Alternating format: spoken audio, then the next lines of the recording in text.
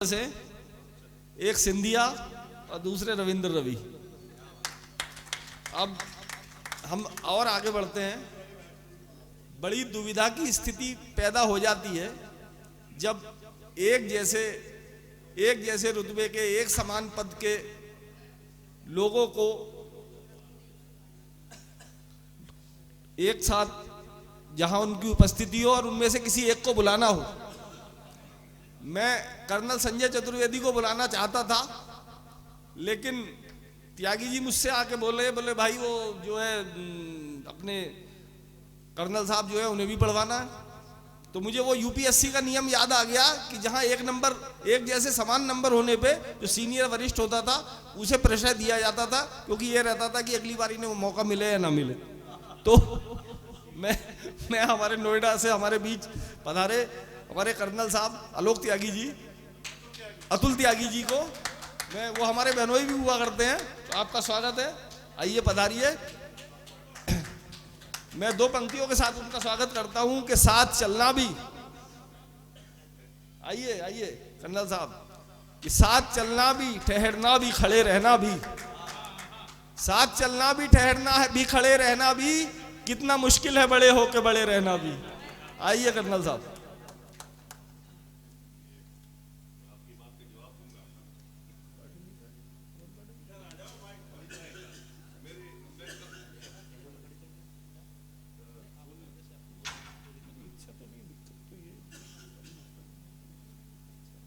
ऐसा है कि मैं कवि नहीं हूं, निर्भीक कवि नहीं हूं। कुछ उद्गार व्यक्त करूंगा और कुछ छुपा के करूंगा, कुछ रेफर करके करूंगा, और जल्दी से कोशिश करूंगा कि इस मंच की जो समावेशक प्रतिभा, इस विचार मंच की में जो ये कि विस्फोटक स्थिति है, हास्य की, श्रृंगार की और वीर से तो अत्यंत ही ज्यादा परिपूर्ण, उस प्रभावशाली प्रस्तुति को मैं बीच में कहीं पर विराम न दूं। राहुल जी, बात यह है कि मुझे ये आइडिया नहीं था कि अब ये चौथा कवि सम्मेलन है जी। आप तो जानते हैं, आपसे तो मेरी दोस्ती हो चुकी ही जी मैं तो कवि नहीं हूं। मुझे अब तक ये आइडिया था कि ये जो सारी शरारतें हैं ये त्यागी श्री अशोक कृष्णम जी की होती हैं। लेकिन आपने उनके साथ को पकड़ लिया है जी।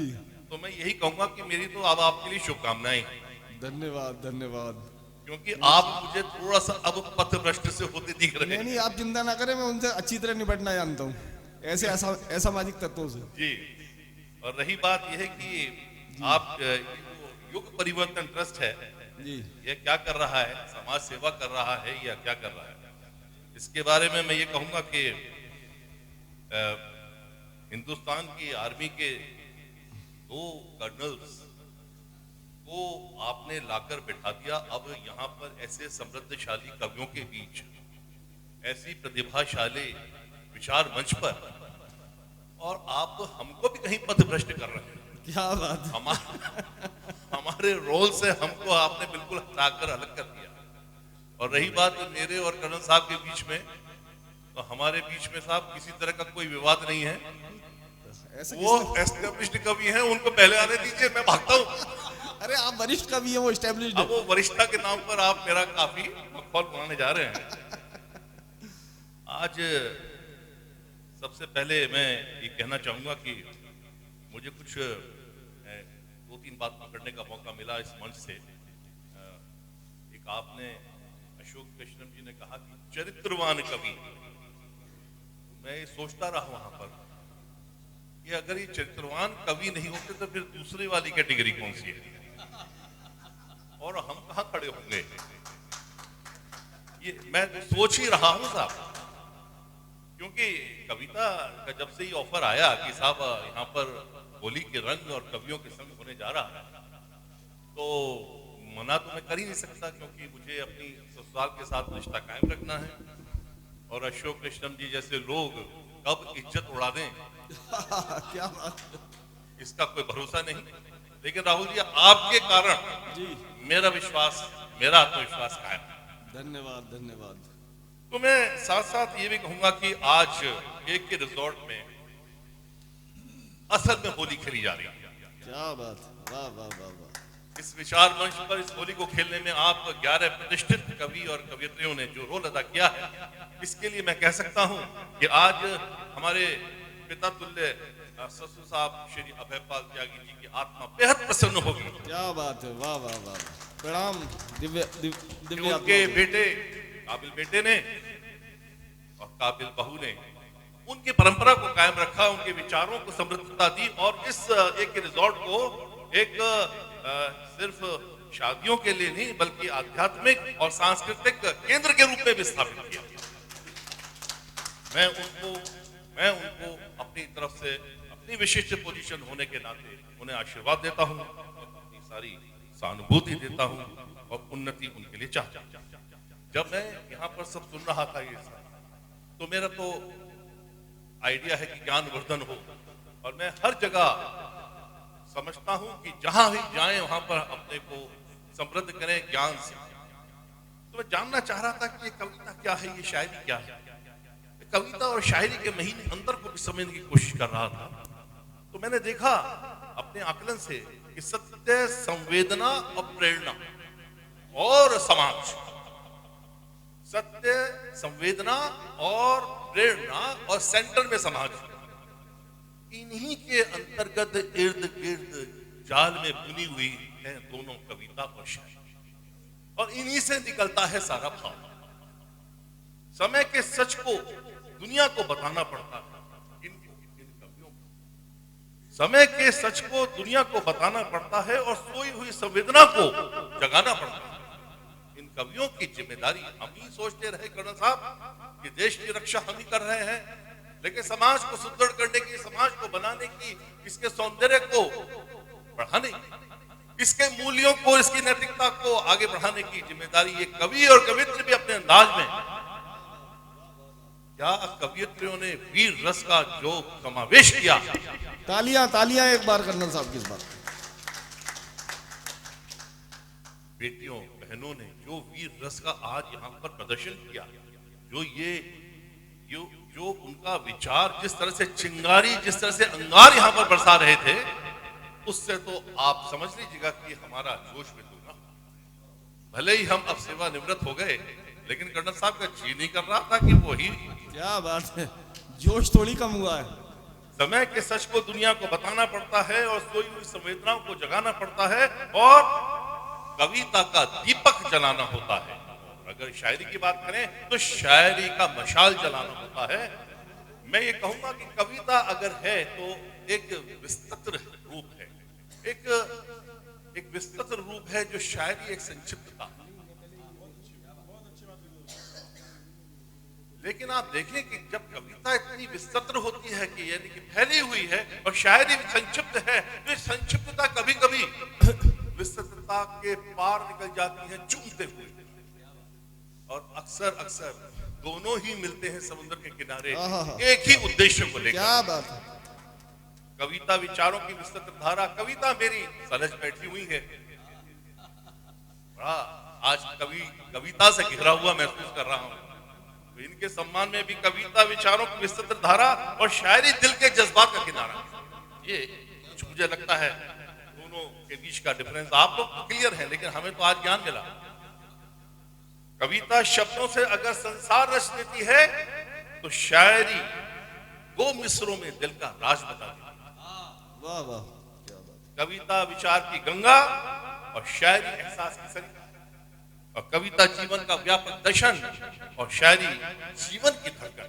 कुछ मेरी ऐसी अंडरस्टैंडिंग है। क्या राहुल साहब, क्या अंडरस्टैंडिंग सही जा रही है? बिल्कुल सही, आप बिल्कुल सही राइट साहब। तो अभी तुरंत आगे बढ़ता हूं, क्योंकि ये जो श्री अशोक कश्यप जी हैं, इनकी एक आर्ट है कि ये पहले किसी को बढ़ाते हैं और फिर उसके बाद किसी को घटाते हैं।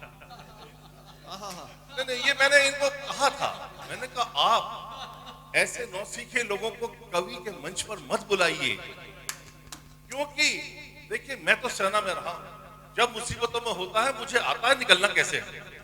मैं निकल जाऊंगा, कविता ना पढ़ते हुए भी आज मैं निकल जाऊंगा, लेकिन श्री अशोक कृष्णम जी, आपको कृष्णम सरनेम बचा ना पाएगा। भले ही पीठाधीश्वर यहाँ मौजूद हो, उनकी कृपा तो हमारे ऊपर भी बराबर है, तो एक तरफा न चल पाएगी। Right sir? तो मैं अब सबसे पहले अपनी ये ड्यूटी पूरी करूं कि जब यहाँ पर पीठाधीश्वर मौजूद हैं, तो समाज में जब जब अराजकता बढ़ती है, तभी कोई ना कोई एक विचार नेतृत्व या दूत आता है, धर्म और न्याय की पताका को फहराता है। तो भारतीय दर्शन में समय की अवधारणा भगवान कल्कि के अवतरित होने जैसे पौराणिक सत्यता को प्रतिपादित करने वाले आचार्य श्री प्रमोद कृष्णम जी के बारे में अगर मैं 3-4 लाइन कहूं, तो ये मेरा नहीं, हम सबका ही सौभाग्य होगा। मुझे लगता है कि ये लाइन आचार्य जी के ऊपर सही जाएंगी, त्रुटि रह जाए तो आचार्य क्षमा करेंगे। कि सनातन की बात भी करते हैं और सियासत पर भी बोलते हैं, आस्था के दीप जलाकर धर्म की राह दिखाते हैं, विचारों की स्पष्टता से समाज को आईना दिखाते हैं और सनातन की चेतना को स्वर प्रदान करते हैं। और ऐसे प्रमोद कृष्णम जैसे व्यक्तित्व बिरले ही मिलते हैं। वाह, जय श्री कल। अब मैं ये चले जाते हैं, जब मैं इनको देखता हूं, अशोक कृष्णम जी अगर ये होते तो शायद अच्छा रहता, कुछ इन्हें अपने बारे में पता चल जाता कि इनके बारे में लोग सोचते क्या है। सामने सामने तो कॉस्मेटिक बातें चलती रहती है, चलिए तो फोटोग्राफी के माध्यम से वो सुन लें। राहुल साहब जी सर। त्यागी अशोक कृष्णम जी, इस शायरी में कामयाबी इन्हें यूं मिलने लगी है, जी शायरी में कामयाबी इन्हें यूं मिलने लगी है जैसे इनकी रोजमर्रा की आदत सी बन गई है। चेहरे पर नूर और लफ्जों पर सुकून, लगता है हर महफिल इनकी जागीर बन गई है। बहुत बढ़िया, वाह वाह। आपके संभल और मुरादाबाद में तो अब यही हाल है। जी जी जी, कहते हैं आप मुरादाबाद रतन की उपाधि से भी जी जी अलंकार। जी जी जी। और क्या कहता हूं, क्या कहूं, अशोक ने कविता के क्षेत्र में बना ली है कुछ ऐसी पहचान, उन्हें लगता है कि ये हर किसी के बस की है बात। अब मैं आ रहा हूं अपने ऊपर, मैं अपने दर्द को ला रहा हूं यहाँ पर। उनको लगता है हम कह देंगे फोन पर आ जाइए कवि सम्मेलन में, आपको कुछ कहना है। अरे भाई, आपका क्षेत्र है, मेरा तो ये क्षेत्र नहीं। देखिए तो अब मेरे मन में क्या आई कुटिल योजना। मैं कभी जी चाहता है कि बोफोर्स इनके हाथ में दे दूं। कर्नल साहब समझेंगे आप? कभी जी चाहता है कि बोफोर्स इनके हाथ में दे दूं, अकेला छोड़ दूं और देखूं क्या शब्दों की तरह तोप के गोले भी उसी सटीकता से चलाते हैं। क्या बात। ये मेरे साथ जो करते हैं, मेरे क्षेत्र से लाकर बाहर खड़ा कर मेरे को आंकते हैं, वो भी ससुराल में। तो वही चीज मैं इनके साथ करना चाहता हूँ कि तोप का गोला इनके हाथ में दे दूं और देखूं कि क्या शब्दों की तरह ये सटीकता से चलाते हैं। और कभी सोचता हूं कि कानून की मोटी किताबें इनके हाथ में दे दूं। मैं तो अब आर्मी के बाद में कानून सीखता भी, प्रैक्टिस भी करता हूं, सिखाता भी हूं। अच्छा, तो दोबारा से तो टाइम परमिट नहीं करेगा। अशोक जी, अशोक जी, कभी सोचता हूं कि कानून जी, कभी सोचता हूं कि कानून की मोटी किताब इनके हाथ में दे दूं और देखूं क्या अब फैसले शेरों की तरह निकलते हैं। ये भरोसा, ये इत्मीनान, ये अशोक को कहां से हुआ। चलो छोड़ो, हमारी ही दुआओं का असर मुकम्मल हुआ।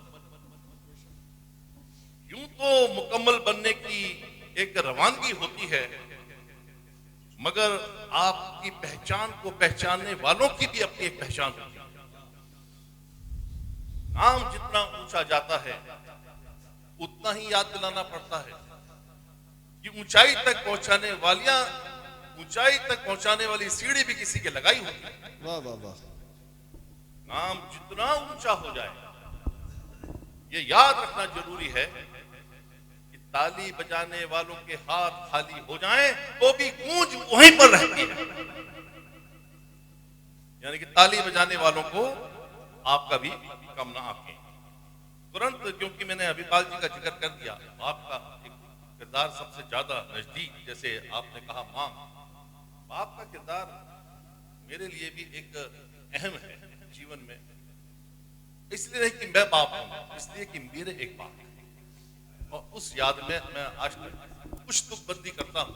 कविता तो ये है ही नहीं, ना ही मैं कविता के रूप में यहाँ पर कवि के रूप में हूं, पर मैंने कुछ तुकबंदी की आपके सामने प्रस्तुत करता हूं कि बाप की सुबह बेटे की जरूरतों के साथ जागती है और रात बेटे के कल की फिक्र में सोती है। बेटे के पास सवालों की कमी नहीं और बाप के पास जवाबों की कमी नहीं।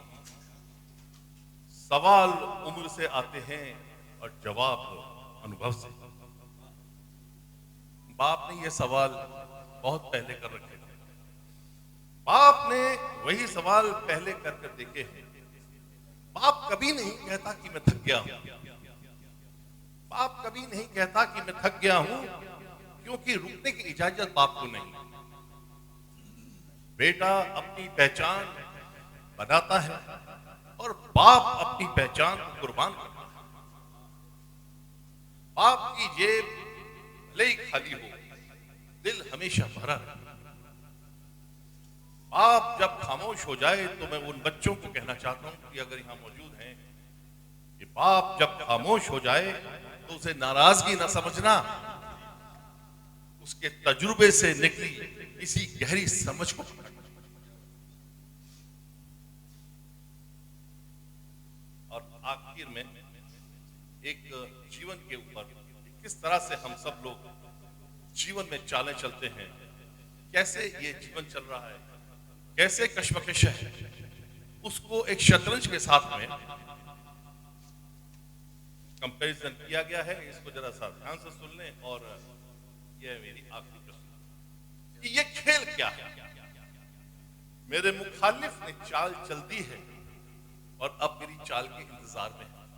ये शतरंज का खेल अपने जहन में लें और फिर देखें कि जिंदगी में भी क्या हो रहा है। मेरे मुखालिफ ने चाल चलती है और अब मेरे चाल के इंतजार में है, मगर मैं कब से सफेद खानों स्याह खानों में सफेद और काले मोहरों को देखता हूं। मैं सोचता हूं कि ये मोहरे क्या है, अगर ये मोहरे लकड़ी के हैं या खिलौने, तो जीतना और हारना क्या, ना ये है जरूरी, ना वो है अहम। अगर खुशी नहीं है जीतने की, ना हारने का है गम, तो फिर ये खेल क्या है। मैं सोचता हूं कि अगर खेलना है तो अपने दिल पर यकीन कर लूं कि ये मोहरे सचमुच है प्यादे। मैं सोचता हूं कि अगर खेलना है तो मैं यकीन कर लूं कि ये मोहरे सच में है प्यादे। इनके आगे है दुश्मनों की फौज जो रखती है मुझे तबाह करने के इरादे। मगर ऐसा मान भी लूं कि ये फिर ये खेल कब है। ये तो जंग है जिसे जीतना जरूरी है। ये तो जंग है जिसमें सब जायज है। कोई यह कहता है जैसे मुझसे कि ये जंग भी है और खेल भी है। ये जंग है खिलाड़ियों की और ये खेल है जंग की तरह का। मैं सोचता हूं कि ये खेल है जंग की तरह का, तो इसमें इस तरह का उसूल क्यों है। और कोई मोहरा रहे या ना रहे, उसूल क्या है साहब। बादशाह कभी भी शतरंज में मरता नहीं। तो कहते हैं कि फिर ये इस तरह का उसूल क्यों है कि कोई मोहरा रहे या ना रहे, मगर बादशाह पर कोई आंच ना आए।